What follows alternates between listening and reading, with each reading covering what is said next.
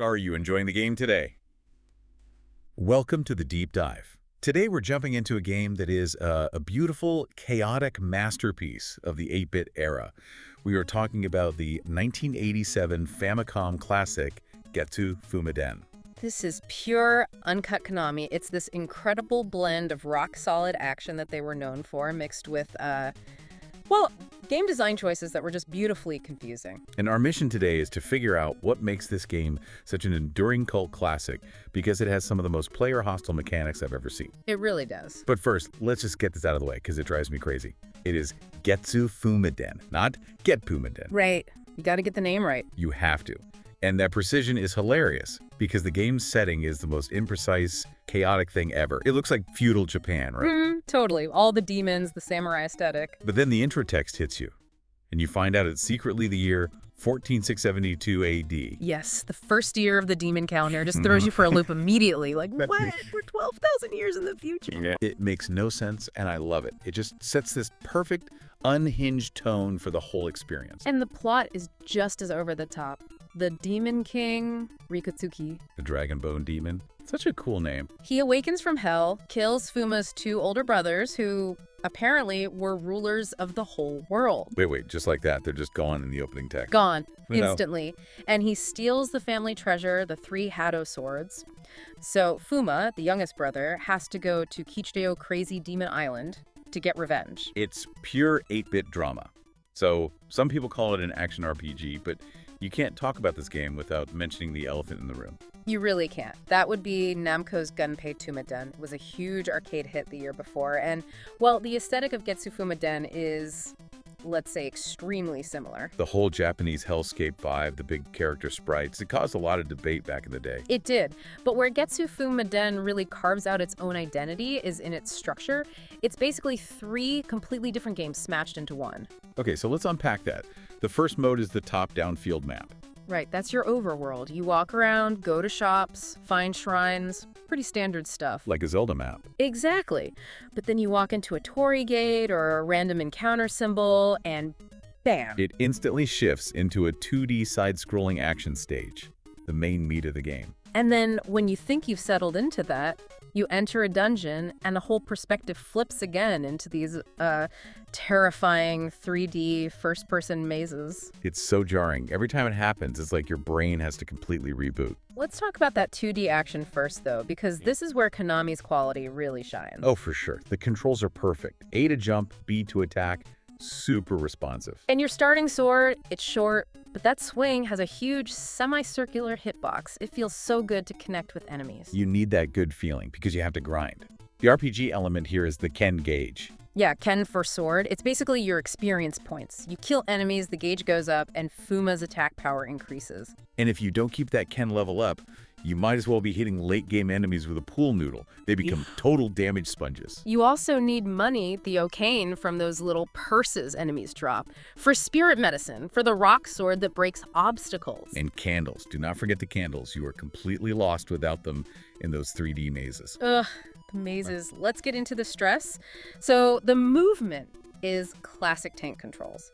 Up to move forward, left and right to turn. It feels so slow and deliberate. And the encounters aren't random. You step on a specific tile and boom. The game locks you into a one-on-one fight with a huge, beautifully drawn monster. These fights look amazing, but they are so tough. They're tough for a very specific, very cruel reason. You can't just hit the enemy anywhere. You have to specifically hit them in the head. Only the head. Are you serious? Only the head. If you hit their body, it does 0 damage. It just grazes them. Yeah. It is so incredibly stressful with those clunky tank controls. Wow, and getting out of that maze doesn't even take you to the boss. Nope. It spits you out into another 2D stage, the Sanzu River, where you have to fight a mini-boss, Benkai, before you can finally face the main boss guarding one of the Hado swords. And the whole point is to get all 3 of those swords. Right. When you have all 3, they fuse into the Great Nandoha sword. It's this awesome weapon that shoots a 3-way psychic wave, and you absolutely need it for the final boss. So it's this incredibly ambitious game. But it's famous for being just as frustrating as it is amazing. When we look back at the reviews and what people loved, what stands out? The controls, always. The key response was just top-tier Konami. Fuma is nimble, you can even adjust your jump in midair a little bit. For all the platforming over death pits, that was a lifesaver. It really was. And the visuals, I mean, for a Famicom game, they were incredible. Absolutely stunning, and so surreal the first time you're walking along and a paper talisman in the background just peels off the wall and attacks you. Or the moon. The moon in the sky just swoops down at you. It was completely mind-bending as a kid.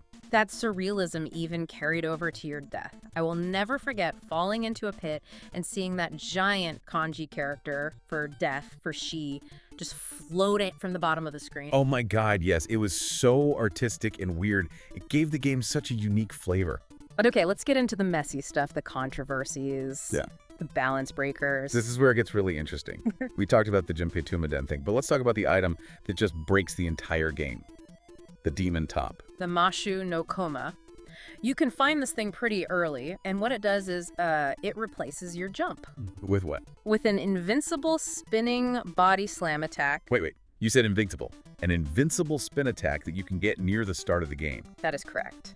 While Fuma is spinning, his own hitbox basically disappears. Right. You're completely immune to damage. It makes most of the other weaponers you buy feel pointless. So it's just a cheat code you can find in the game. Did Konami even playtest this thing? Yeah. It undermines the whole quest for the ultimate sword. It's one of the most baffling design choices I've ever seen. But speaking of baffling, let's talk about the things that caused actual lasting trauma for players. Let's talk about knockback. The ultimate 8-bit nightmare. You get hit, you fly backwards. And this game is filled with tiny ledges over instant death pits. So one little tap from the weakest enemy could mean you're dead. I remember just screaming at the TV. It was so frustrating. But here's the secret. The thing the manual never told you. If you crouch, the knockback almost completely disappears. You are kidding me. Nope. Crouching was the answer all along. That is the most Famicom thing I have ever heard. A vital defensive mechanic hidden as a basic move. It's so obscure, and the obscurity continues with the item management. Oh, don't. The automatic unequipping. Every single time you go from a 2D action screen back to the top-down map, the game unequips all your items, your shield, your secondary weapon, everything. And since you're switching screens constantly, you're just living in the pause menu, re-equipping your stuff over and over and over again. It just kills the pace of the game. It's tedious beyond belief. But it's not the most chaotic design choice. That prize has to go to the password system. Oh, this is the best part. Tell everyone how you saved your game in Getsu Fuma Den. Okay, so to get the 16-character revival password, you first have to die. You have to get a game over scream. Then the game asks if you want to continue. You have to say no. So you have to intentionally fail your quest and give up just to get a password to quit the game. Exactly. You have to punish yourself to save. But it gets worse. Of course it does. As a penalty for needing a password, the game takes away half of all your money. They made you pay to save your game. That's not chaotic genius. That's just evil. What were they thinking? Who knows? Maybe it was a technical limitation. Maybe it was just pure design malice. It's incredible. And it made things like the vague NPC hints even worse. Oh, yeah. The ghost mask tag. Oh. You needed this key item, and to get it, you had to talk to an NPC several times. But his first 2 lines of dialogue were identical. So everyone would just talk to him once, think, okay, useless chatter, and walk away.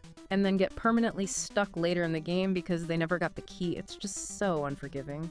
But for all its cruelty, the game left a huge mark. Fuma became a real Konami star. He did. He showed up in Konami YY World in 1988. He was a bit nerfed, kind of slow, but he could still destroy rocks, which was a nice touch. They respected the source material. They did. And even cooler, one of the enemies from this game got reverse imported into another huge Konami series. You're talking about Shimon, the skeleton with the whip. The very same. That enemy design was so cool and memorable that Konami took it from Getsu Fuma Den and put it into Castlevania. You fight that exact enemy in Castlevania the Third. No way, I never made that connection. Yeah. That's incredible. So a piece of this game lives on in Dracula's castle. It does. And Fuma himself eventually showed up as DLC in Castlevania, Harmony of Despair, bringing it all full circle. And the music too, right? The BGM is legendary. Absolutely. The main theme, Ike, Getsu Fuma, and the final boss music, they get rearranged and remixed in Konami's rhythm games like Poppin' Music to this day. That legacy is just so deep. And it had to be, for fans to wait as long as they did for a sequel. 34 years. Konami sat on the trademark for Shin Getsu Fuma Den forever, and then finally in 2021 they announced Getsu Fuma Den, Undying Moon. 34 years. That might be a record. It just proves how much this weird, beautiful, cruel game stuck with people. It really was a one-of-a-kind Famicom experience. A true chaotic masterpiece. The amazing controls and visuals right up against that brutal knockback of the password system that literally charged you money to quit. And for a final thought, the original physical box for the game was really special. It used that lenticular printing, so the image would change depending on the angle you looked at it. That is the perfect metaphor for this game, isn't it? It makes you wonder why these games with such huge polarizing flaws can have the most loyal fans. Maybe it's because when you look at them from just the right angle past all the frustration, you see the masterpiece underneath. You just have to change your perspective. I wonder if the game will be fun tomorrow too. Have a nice game.